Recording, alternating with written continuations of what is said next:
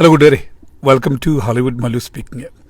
ഈ അടുത്തിടെ ഞാനൊരു പാർട്ടിയിൽ നിൽക്കുകയായിരുന്നു.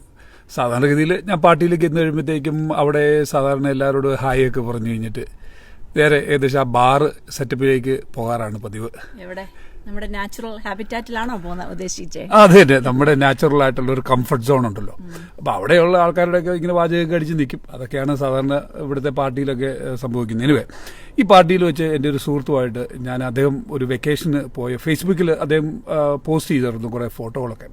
അപ്പോൾ ആ സ്ഥലത്ത് ഞാനും സ്മിതയൊക്കെ പോയിട്ടുണ്ട്. അപ്പോൾ ഞങ്ങൾ ഇതിനെപ്പറ്റി സംസാരിച്ചിട്ടുണ്ടിരുന്നപ്പോൾ അപ്പോൾ അദ്ദേഹം വളരെ എക്സൈറ്റഡ് ആയിട്ട് ആ ട്രിപ്പിനെ പറ്റി ഞങ്ങളോട് പറയുമായിരുന്നു. ആ പറയുന്നതിൻ്റെ ഇടയ്ക്ക് അദ്ദേഹത്തിന്റെ പരിചയക്കാരനായ ഒരാൾ, ഒരു ബന്ധക്കാരൻ തന്നെയാണ്, അദ്ദേഹത്തിന്റെ തോളലിങ്ങനെ തട്ടിയിട്ട് അദ്ദേഹത്തോട് പറയുക, എടാ നാട്ടിൽ അപ്പനിങ്ങനെ സിക്ക് പിടിച്ച് ഇരിക്കുമ്പോഴാണോ നീ ഈ വെക്കേഷനൊക്കെ കറങ്ങി അടിച്ച് നടക്കണേ എന്നൊക്കെ അങ്ങ് പറഞ്ഞിട്ട് പിന്നെ എന്തൊക്കെയോ കാര്യങ്ങൾ പറഞ്ഞിട്ട് പുള്ളി അങ്ങോട്ട് പോയി.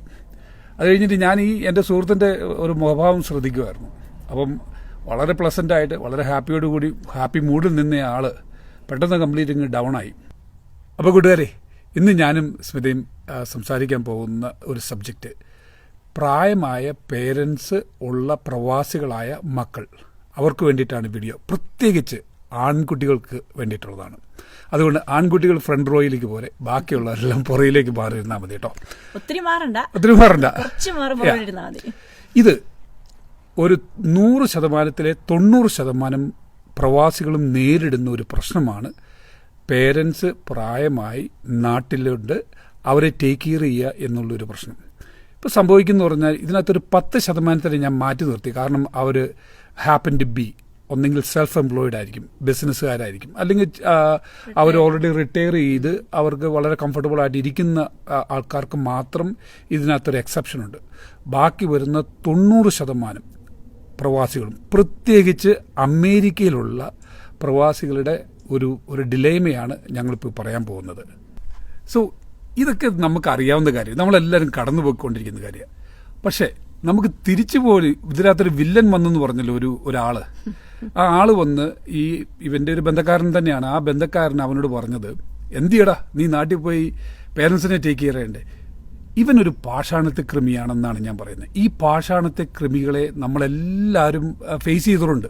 Okay, one way or another ഇതുപോലെ ഇതിലൊക്കെ ചളി വർത്താനം പറയുന്ന കുറേ ആൾക്കാർ പ്രവാസികളുടെ ഇടയിൽ തന്നെയുണ്ട്.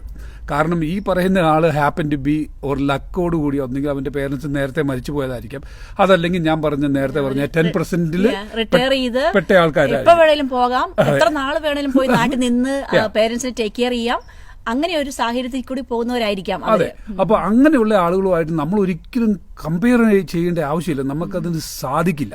നമ്മളൊരു കാര്യം മനസ്സിലാക്കേണ്ടത് എന്താ, നമ്മൾ ചെറുപ്പം മുതലേ നമ്മൾ പഠിക്കുകയും നമ്മുടെ വിദ്യാഭ്യാസവും എല്ലാം നമ്മളെ ഗ്രൂം ചെയ്യുന്നത് ഒരു പ്രവാസിയായിട്ട് പുറത്തേക്ക് പോകാൻ തന്നെയാണ് നമ്മളെ ഗ്രൂം ചെയ്യുന്നത്.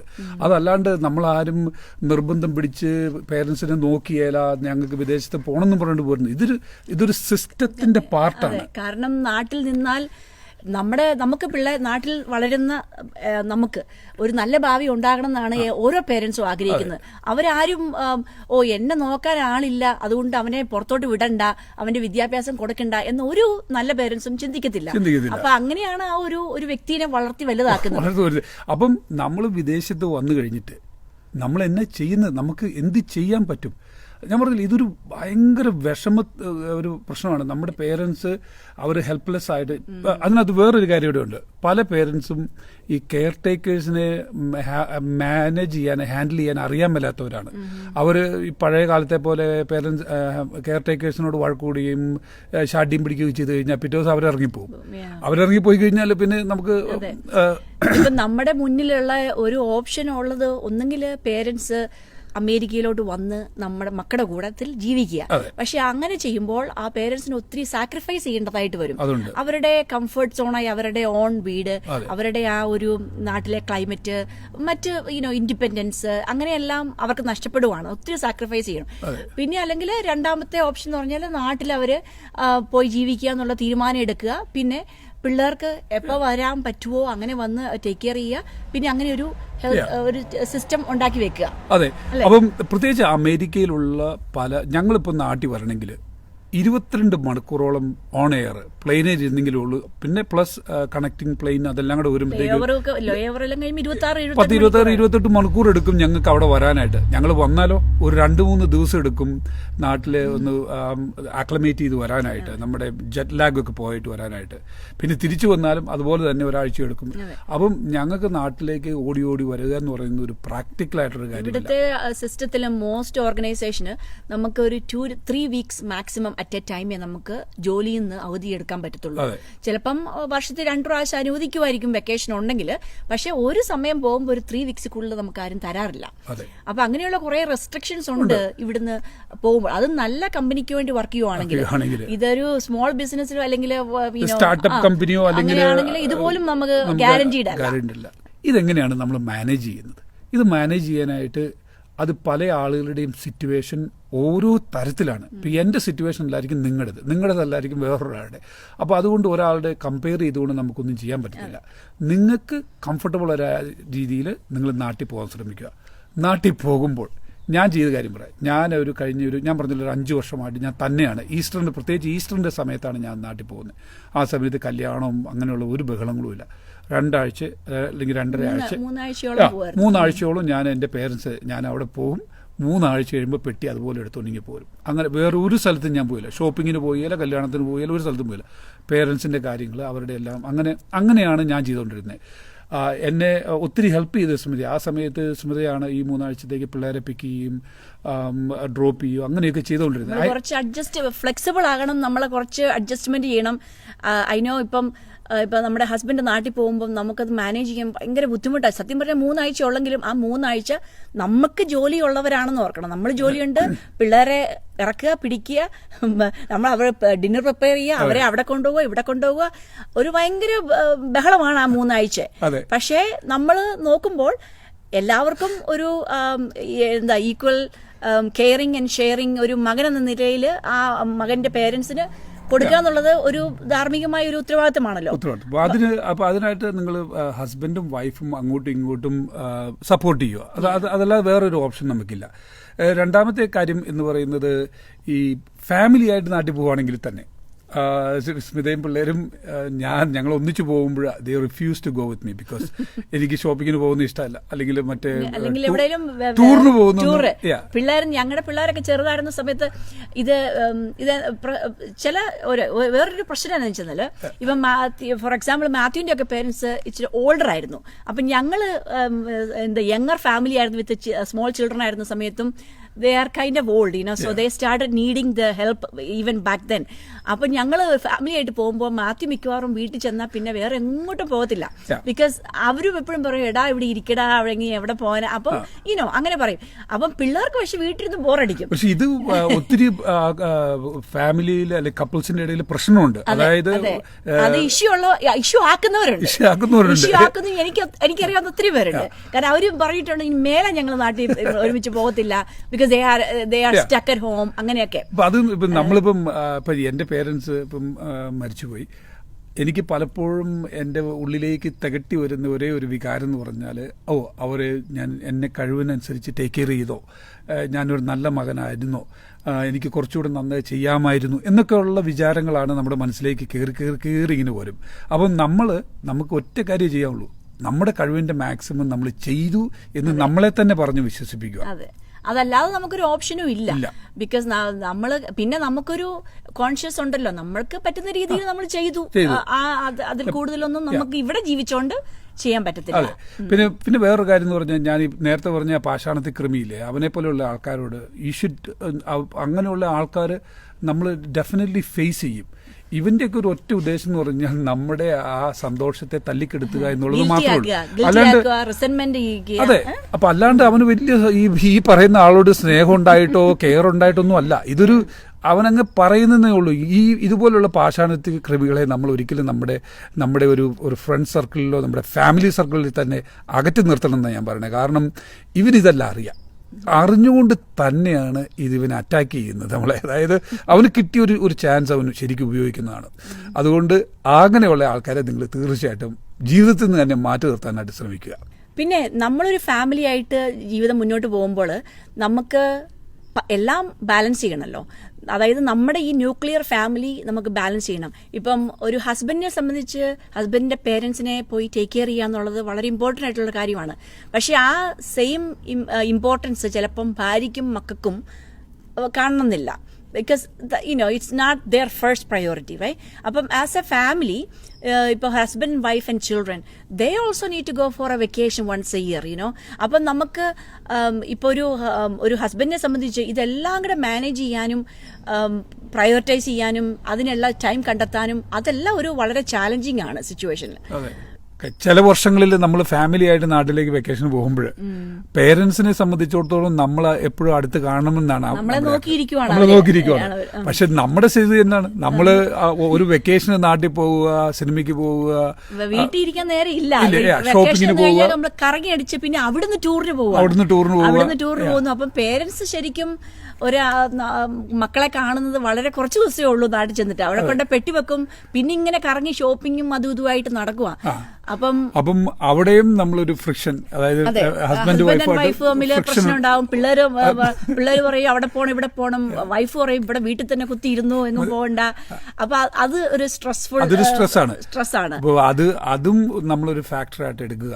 അതായത് ഇപ്പൊ നമ്മള് ഈ വെക്കേഷന് പോകുന്ന എന്തിനാ? നാട്ടിൽ വെക്കേഷൻ എന്ന് പറഞ്ഞു പോകുന്ന വീട്ടിൽ കുത്തിരിക്കാനല്ല. പക്ഷെ പേരൻസിന്റെ പെർസ്പെക്റ്റീവ് നോക്കുമ്പോൾ അവർ നോക്കിയിരുന്ന് വരുന്നതാണ് മക്കള്. അപ്പം എല്ലാ ദിവസവും വീട്ടിൽ നിന്ന് ഇറങ്ങി പോകുമ്പോൾ അവര് രാത്രിയിലാ തിരിച്ചു വരുന്നത്, അല്ലെങ്കിൽ ചില ദിവസം രാത്രി തിരിച്ചു വരത്തില്ല, കറങ്ങി അടിച്ച് കിടക്കുന്നു, ഊട്ടി മൈസൂർ കറങ്ങി അടിച്ച് കിടക്കുന്നു.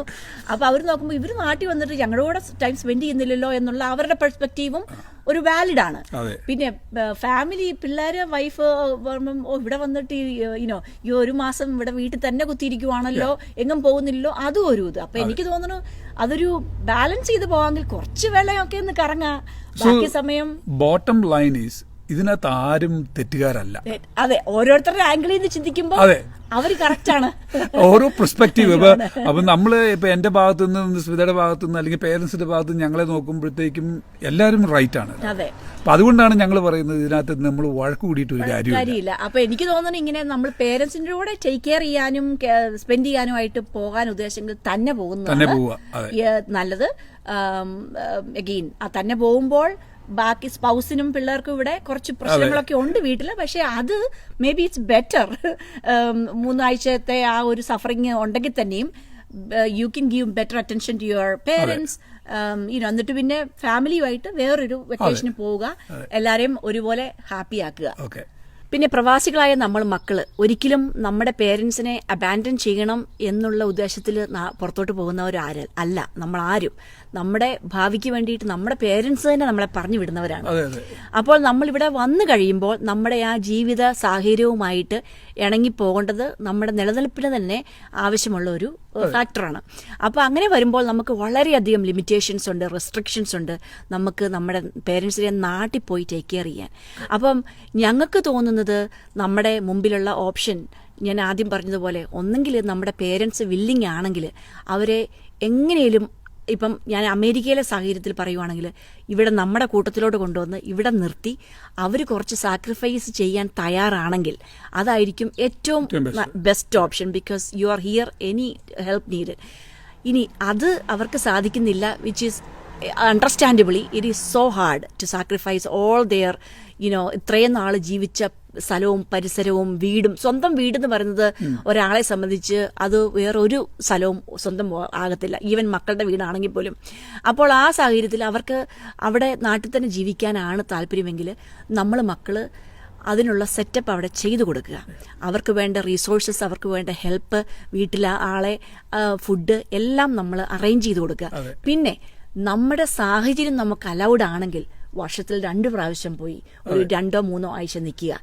അല്ലെങ്കിൽ മിനിമം 1 ടൈം എ ഇയർ നമ്മൾ പോയി അവരുടെ കൂടെ നിന്ന് കാര്യങ്ങൾ ടേക്ക് കെയർ ചെയ്യുക. പിന്നെ അതുപോലെ നിസ്മിതേ, ഇപ്പം എനിക്കറിയാം, ഇപ്പം നിങ്ങൾ ഈ കാണുന്ന വീഡിയോയിലുള്ള എത്ര കുടുംബത്തിൽ ഈ ഒരു പർട്ടിക്കുലർ വിഷയം പറഞ്ഞ് വഴക്കുണ്ടാക്കുന്ന എത്ര വീടുകളുണ്ട്? എനിക്ക് ഉറപ്പുണ്ട്, ഇഷ്ടംപടിയുണ്ട്. കാരണം ഇത് ആരെയാണ് നമ്മൾ കുറ്റം പറയുന്നത്? ഒരു മകനെ സംബന്ധിച്ചിടത്തോളം നാട്ടിൽ പോയി പേരൻസിനെ അവനെ ടേക്ക് കെയർ ചെയ്യണമെന്ന് ആഗ്രഹിക്കുന്ന ഒരു തെറ്റാണോ? ഭാര്യനെ സംബന്ധിച്ചിടത്തോളം ഭാര്യയ്ക്ക് കുടുംബവും മക്കളും എല്ലാം മുന്നോട്ട് കൊണ്ടുപോകണ്ടേ? ഇത് ആരെയാണ് നമ്മൾ കുറ്റം പറയുന്നത്? നമുക്ക് ആരെയും കുറ്റം പറയാൻ പറ്റത്തില്ല. അതുപോലെ പേരൻസും ഒരിക്കലും എനിക്ക് തോന്നുന്നില്ല അവര് വിഷ് ചെയ്യുന്നു. ഇവിടുത്തെ ജോലിയെല്ലാം നിർത്തി നീ കളഞ്ഞ് വീട്ടിലോട്ട് പോരെ എന്ന് പറഞ്ഞാല് ഇതിനകത്ത് വിരോധാഭാസം എന്ന് പറഞ്ഞാൽ പേരൻസിനല്ല പ്രശ്നം. ഞാൻ നേരത്തെ പറഞ്ഞ കുറെ ബന്ധുക്കള് അല്ലെങ്കിൽ നാട്ടുകാര്, അതായത് പേരൻസിന് ഒരു പ്രശ്നമില്ല, അവർക്ക് മനസ്സിലാകും നമ്മുടെ കാര്യം. അവർക്കറിയാം നമ്മൾ ജോലി കഴിഞ്ഞ് വീട്ടിൽ വന്ന് നിന്നാല് അവിടെ കഞ്ഞി കുടിക്കാൻ നമുക്ക് കിട്ടത്തില്ല എന്നുള്ളത് അവർക്കറിയാം. അവർക്ക് ഒരു പ്രശ്നമില്ല, അണ്ടർസ്റ്റാൻഡിംഗ് ആണ്. അവർ നമ്മുടെ കൂടെ ജീവിച്ചിട്ടുള്ളവരാണ്, അവിടുത്തെ സിസ്റ്റം അറിയാവുന്നവരാണ്. പക്ഷെ ഇത് പുറത്തുള്ള കുറെ ആൾക്കാർക്കാണ് ഇതിനകത്ത് വിഷമം. അവർക്ക് പർപ്പസ്ലി ഈ മക്കളെ ബുദ്ധിമുട്ടിപ്പിക്കാനും വിഷമിപ്പിക്കാനായിട്ടുള്ള ഒരു ടാക്ടിക് ആയിട്ടാണ് അവർ യൂസ് ചെയ്യുന്നത്. ഇതിനകത്ത് ഇമോഷണലായിട്ടോ അല്ലെങ്കിൽ വൈകാരികമായിട്ട് പ്രതികരിച്ചിട്ടൊന്നും കാര്യമില്ല. ഇതൊരു ടെമ്പററി സ്റ്റേജ് ആണ് നിങ്ങളുടെ ലൈഫിലെ. ഈ ടെമ്പററി ഡിഫിക്കൽട്ടായിട്ടുള്ള ടൈം നിങ്ങൾ എങ്ങനെ ഹാൻഡിൽ ചെയ്യുന്നു എന്നനുസരിച്ചിരിക്കും നിങ്ങളുടെ mental stability later in your life. ഞാൻ നേരത്തെ പറഞ്ഞായിരുന്നല്ലോ, എൻ്റെ പേരൻസ് മരിച്ചുപോയി. അവർ ഞാനും എൻ്റെ ചേട്ടനും ഞങ്ങളുടെ ബാക്കിയുള്ള 3 സഹോദരികളും ചേർന്ന് ഞങ്ങളെക്കൊണ്ട് പറ്റുന്ന രീതിയിൽ അവരെ വെൽ ടേക്ക് കെയർ ചെയ്തിട്ടാണ് അവർ ഇവിടുന്ന് പോയത്. അപ്പം ഞങ്ങൾക്കൊരു കംഫർട്ടുണ്ട്, ഞങ്ങൾ ചെയ്തല്ലോ എന്ന്. ആ കംഫർട്ട് നമുക്ക് കളയരുത്. കളഞ്ഞു കഴിഞ്ഞാൽ പിന്നെ റെസ്റ്റ് ഓഫ് ദ ലൈഫിൽ അവർ പോയി കഴിയുമ്പോഴത്തേക്കും നമുക്ക് ഭയങ്കര ഗിൽറ്റി ഫീലിംഗ് ആയിരിക്കും, നമ്മുടെ മനസ്സിന് ഭയങ്കര വിഷമമായിരിക്കും. അപ്പോൾ അതുകൊണ്ടാണ് ഞാൻ പറയുന്നത്, ഭർത്താവും ഭാര്യയും നിങ്ങൾ അങ്ങോട്ടും ഇങ്ങോട്ടും മനസ്സിലാക്കി ഇതൊരു ടെമ്പററി സ്റ്റേ, ഒരു ഷോർട്ട് പീരീഡ്, ഒരു 3-4-5 വർഷം. അത് കോൺഷ്യസ് എപ്പോഴും നമ്മൾ ഹാപ്പി ആയിരിക്കണം. നമുക്ക് പറ്റുന്നത് ചെയ്തു എന്നുള്ള ഒരു ഫീലിംഗ് നമുക്ക് ഉണ്ടായിരിക്കണം. അതല്ലാതെ മറ്റൊരു ബുദ്ധിമുട്ടിന് ഇടവരാതിരിക്കാൻ ശ്രമിക്കുക. പിന്നെ നമുക്ക് എല്ലാവർക്കും ദൈവത്തോട് പ്രാർത്ഥിക്കാം, നമ്മുടെ പേരൻസിന് ഹെൽത്തി ആയിട്ട് അവരുടെ ലാസ്റ്റ് സ്റ്റേജ് നല്ല രീതിയിൽ മുന്നോട്ട് പോകട്ടെ എന്ന് നമുക്ക് ആഗ്രഹിക്കാം. പിന്നെ മറ്റുള്ളവർ ഈ പറയുന്ന ഗിൽറ്റി ഉണ്ടാക്കാനായിട്ട് കുത്തിത്തിരിപ്പ് ഉണ്ടാക്കാൻ വരുന്നവരെ ജസ്റ്റ് ഇഗ്നോർ ദം.